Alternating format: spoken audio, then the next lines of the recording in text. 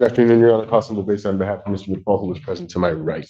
Can you state your full name for the record, please? Floyd McFall. Your Honor, today is the date and time set for PCC. At this time, we're going to be requesting to set this for an exam. Discovery is complete.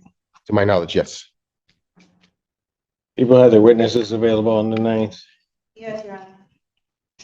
Preliminary examination in person, September 9th, 2025, 9 a.m. That's before Judge Valvo. We've got, you want to address the violations now? Yes, Your Honor. I did speak with my client about the violation. He did attempt to turn himself in twice, and he was told that there was no warrant. Him and I spoke about it in depth. He understands how serious it is. Your Honor, if the court is willing, maybe to put him on a scram tether, and he will have no further violations in this matter. He's just asking for one more chance, Your Honor. Response from the people? Your Honor, we have concerns about involved like including. I would note that it's not just one incident; it's 2 different days, and that the report indicates that when Mr. McFall was questioned about the August 19th date, he admitted drinking, but then we have an August 24th date. So, and also an August 26th date. It's on. That was. You may not have. Well, you should have. There was one report on August 20th, which has those 2 on it, I think. Maybe not. No, the 19th, and then he drank on the 24th, but then further down, he also then blew and numbers on the 26th. But there aren't any other readings because he didn't take the follow-up test. and so, Your Honor, part of the reason that we find it concerning, believe that alcohol related involved with this, and that as far as the felonious assault charge, the weapon is a wine bottle. So that's what gives us some concern. So I don't see why an alcohol tether is going to somehow ensure that Mr. McFall applies to bond conditions that he seems to have violated them multiple times when he was confronted. Well, Your Honor, in response, although a wine bottle is allegedly involved, that's because these allegations took place at a store. He was not drinking at the time. There was no, I don't believe there was an alcohol test taken at the time of arrest. So there's not really a substance abuse problem involved. And I would say that the tether would be a constant reminder that if he does end up drinking, he's going to be remanded. So blowing into a machine doesn't do that? Well, Your Honor, I think the tether on his leg is and I've had serious conversations with him, Your Honor. He's just asking for one more chance. He's here today. He understood that there was a warrant for his arrest. He still came in.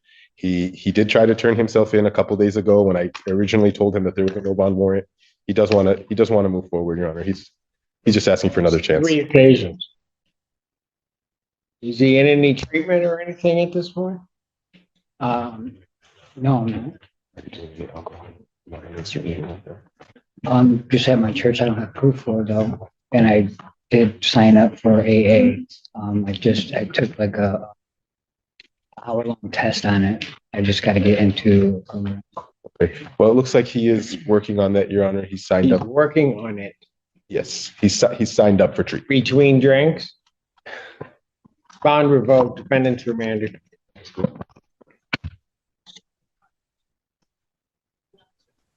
Your name? Melissa Kalminski. All right. What are we doing on this case? Your Honor, we're asking for an adjournment for negotiations and to review videos. You've seen the bond violation report. Yes, Your Honor, and we have discussed it and I'm ready to address it when the court is ready. Yes, I'm ready to address it. Ms. Konowinski stated that she did drink, but it was only that one day. This was a one-day slip-up. She didn't take the test within 15 minutes because she fell back asleep. She takes mental health medications at night, which has been reported to CMH, which make her fall asleep. She wasn't avoiding calls. One of the numbers that she gave was her boyfriend's number, and he said that he didn't receive any calls. The other number no longer works. She did believe they have her current number, but that phone only worked on Wi-Fi, but she recently got it switched to a phone with a SIM card, so it now works all the time. This Saturday, the 30th, she returns to work at Dunkin' Donuts. On the 11th of September, she will start a part-time inventory job. She also receives her Vivitrol on the 11th. On September 22nd, she has an appointment for mental health addiction recovery and an evaluation with IHA Trinity Health. She has been going to AA and has proof. Her letters of recommendations from How long has she been going to AA? she has the proof. How long have you been going? I've been going over a year. It's a sunshine group. But since I've been out of rehab, this is what I have. When did you get out of rehab? I got out on the 15th, Of what? August. And she does acknowledge that Instead of drinking by the 19th. that was one day One. after. And since then, she has been testing negative. She has letters of recommendations from Bear River Health and one from her boss. She volunteered in Hanover, Michigan at Rust and Dust and has a letter from there also. She realized she slipped, and for the first time, she wants this court to know she caught herself and immediately got back on track. And normally when she slips, she goes on a bender. Ms. Konowinski is asking for more time to test instead of twice a day so that she is more accountable to herself and to the court. We ask this court to recognize that she had no violations after that date and to give her another chance, especially since she has appointments set up for her mental health and for her addiction. She is also here today knowing that she could be remanded. She would also like to address this court. Good morning, Your Honor. I first off want to thank you for back in December of evicting me from my ex's house. I'm glad that you did. I did not want it because that was a safe spot to drink. And since being evicted, things have changed. It's come into a lot in my life. I don't have to be in that household with him. And for that, I thank you very much. During the eviction, I was scared because I was giving up my way of drinking. And to this day, if I would have still been there with that man, I would probably be dead.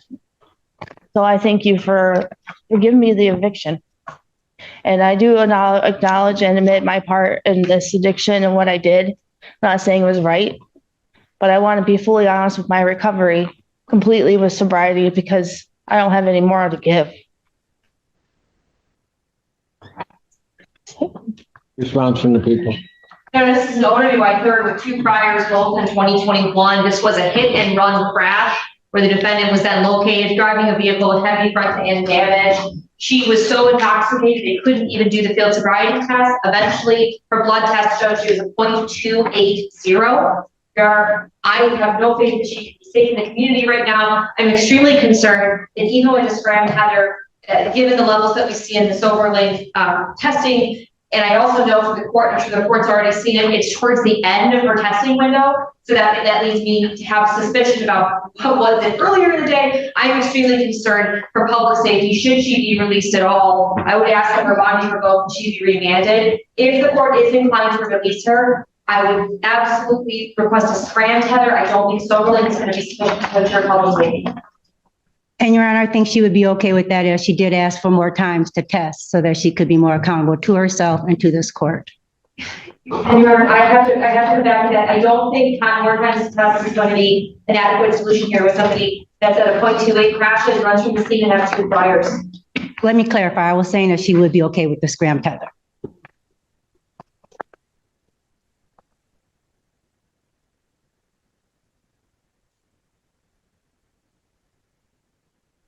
He's currently in some type of program.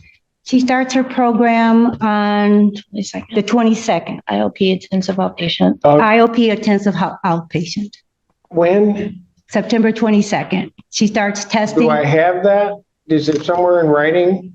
I have it on that. She emailed it to me. I can send it to the court. Well, You can send it to the court along with some order. There's got to be some structure. If she's not going to be in an IOP, I can't take the chance that she's going to go on another one of these, hop into a vehicle, and this time take somebody out. I can't do that.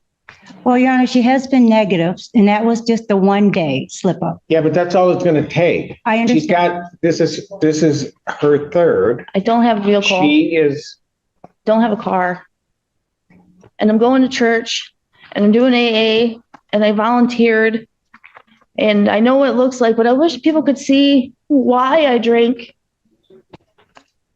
To see the abuse and to see everything I went through, why the hell I was living it. Ma'am, I get all of that. The problem is that what's going to happen outside of the alcohol, you No, could potentially end up killing yourself just from the alcohol.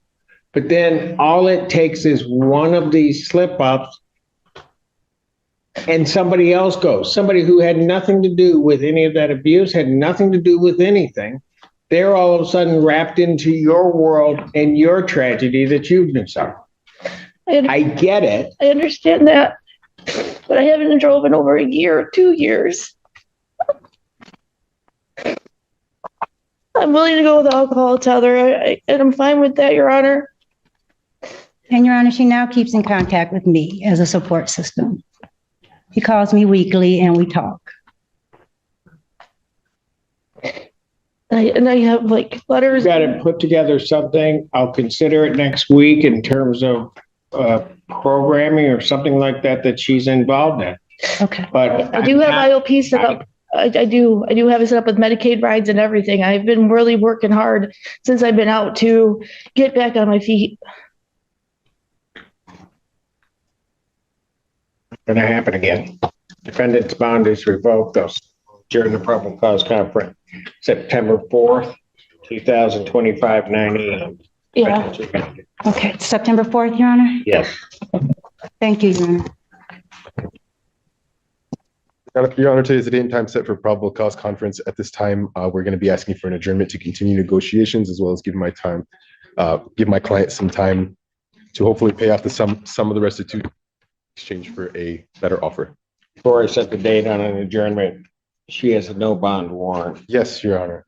Address that. As to the violation, Your Honor, my client still has the tether on her leg. As to the explanation, Your Honor, she tells me she was riding her bike and the tether got caught in her bike and like with the pedal, so she kind of had to adjust it. She lives far away from community corrections. That's why she wasn't able to go in I have and a get. broken phone too. I had my number to the tether guy in my phone and I had no way to contact. So the tether came off in a pedal. She No, has a it's broken still phone. on. It just pulled it and it poked it like there's something poking Don't- through Did you it. call community corrections at any point? That's what I'm saying. I was able to, I didn't know who to call except for the tether officer, Mr. Levitt, but it was saved in my Was your phone. tether which going was off? broken. It was going off, but I was on my bike and I was kind of scared, so I wasn't sure where or what to do. I did call my mom right away. As soon as not call her, but I went to her work. I rode my bike to her work actually, and tried to use her phone, but I wasn't able to while she was using it for work. So if you didn't know where to call, what were you gonna do with her phone? I was gonna call the public defender, which I did. I was able to email someone that following Monday because it was on a Friday, but I did text Hannah Mackey from the public defender that night when I was able to use her phone, explaining that there was an issue and that I didn't have a way to contact.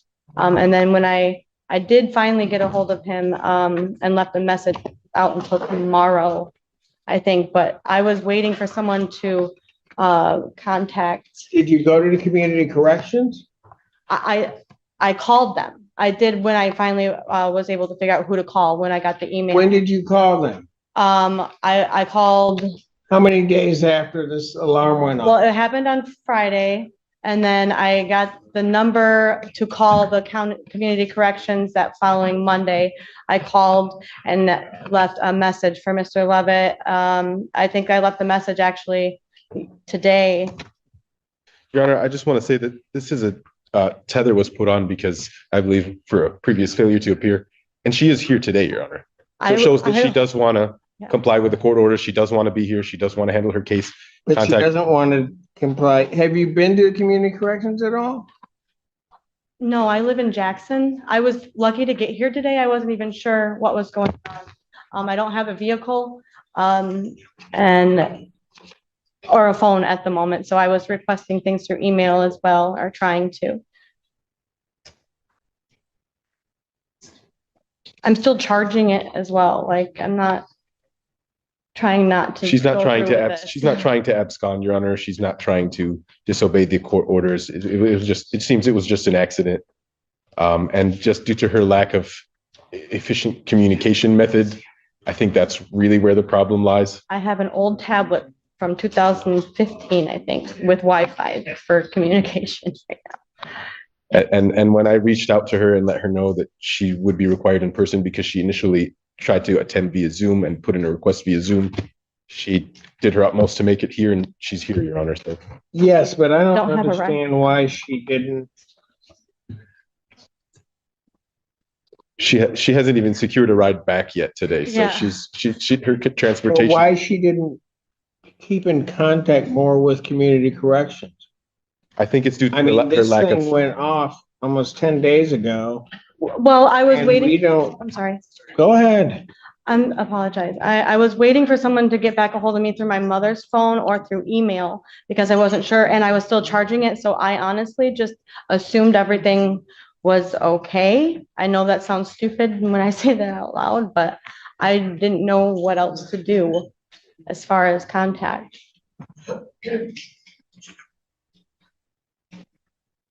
As soon as I found out the information this morning, I did everything I could to make sure to come. And left another message on Mr. Levitt's voicemail, who will not be in until tomorrow. The second page and what they suspect this defendant was doing is really alarming to me. I'm not sure what that means. Your Honor, I think that is mostly just speculation at this. Oh, I point. don't- She still has the tether on. She's still been charging it. She's still. What is? And I don't think there's a hot zone to this tether, Your Honor. I think it's just a GPS tracking tether to make sure she comes back from court, is what I understood. And she is here today. So the purpose of the tether is being fulfilled.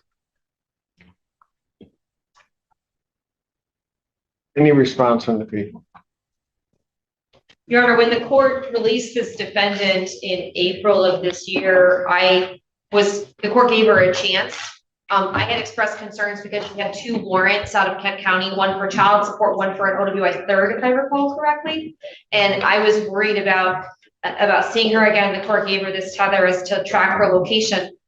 So it is the people's opinion that strict compliance with the tether would be a condition of bond. So any tampering, anything like that. I noticed when the defendant was giving her recitation of what happened, she first said, I called my mom, and then very quickly said, I went to her work. Because she earlier had said that her phone wasn't working. So that is concerning to the people and something I picked up on. I think the court picked up on it too, as I Yeah, I did. So I'm just worried about what's going to happen. I don't think I'm being told the truth, in all honesty. I understand. where Your Honor, I understand, but as I said, the purpose of the tether was for her to come back to court. I'm not sure why there's concerns if she's in court here today. And she's saying that she just misspoke because she's very nervous, Your Honor. She suffers from anxiety. Probable cause conference will be adjourned to September 4th, 2025, 9 a.m. Defendant's bond is hereby ordered revoked. Defendant's remanded. Here was closed. Asterisk. Wow. Where do we even begin with this case? First, let's look at Mr. McFall.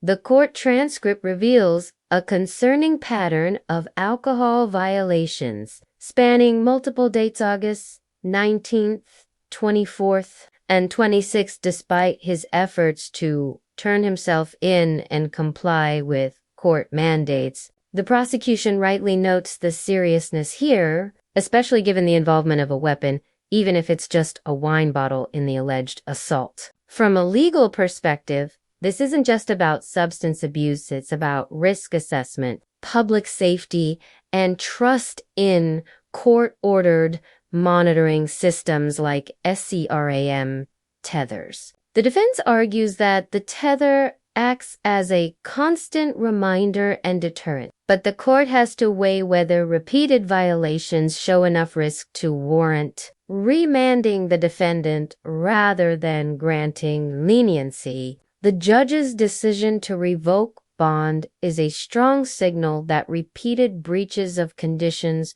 no matter the explanation, cannot be ignored. Switching gears to Miss Konowinski's case, this one is equally layered. We have a defendant who has clearly acknowledged her past issues with alcohol, faced multiple violations, but also shows commitment to recovery, attending AA for over a year, enrolling in upcoming intensive outpatient programs, maintaining employment, and proactively providing letters of recommendation. Her slip on August 19th after leaving rehab underscores how tenuous recovery can be, and the court must balance compassion with accountability. She presents a classic scenario of someone trying to rebuild while the system enforces rules designed to protect both the defendant and the public legally. The crux here revolves around compliance with tether requirements, proof of ongoing treatment, and reliable communication with community corrections. The transcript shows her tether triggered due to an accident with her bike, and she had limited means of immediate contact, highlighting practical challenges in compliance that the court must consider. From a courtroom dynamics perspective, you can feel the tension both sides are trying to paint a complete picture. Prosecution emphasizing risk, defense emphasizing effort and rehabilitation. This is where we see the real human story intersect with legal protocol. The judge isn't just enforcing rules, they're evaluating patterns, intentions, and the potential consequences of a mistake or oversight. Now, what can we take away from this case? First, compliance matters. Repeated violations, regardless of explanation, escalate consequences. Second, the justice system does allow room for accountability paired with support, but it's structured SCRAM tethers, rehab programs, AA meetings, and regular court check-ins are tools designed to prevent further harm. And third, this is a vivid illustration of the tension between risk management and rehabilitation. Every choice in court has real-world implications, sometimes life-altering for viewers at home. Think about this.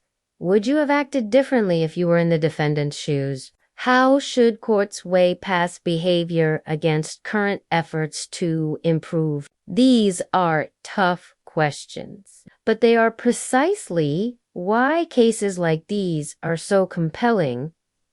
If you found this case as shocking and eye-opening as we did, make sure to hit that like button, share your thoughts in the comments, and don't forget to subscribe for more jaw-dropping courtroom breakdowns. You won't want to miss our next deep dive into courtroom drama where every ruling matters and every slip-up counts.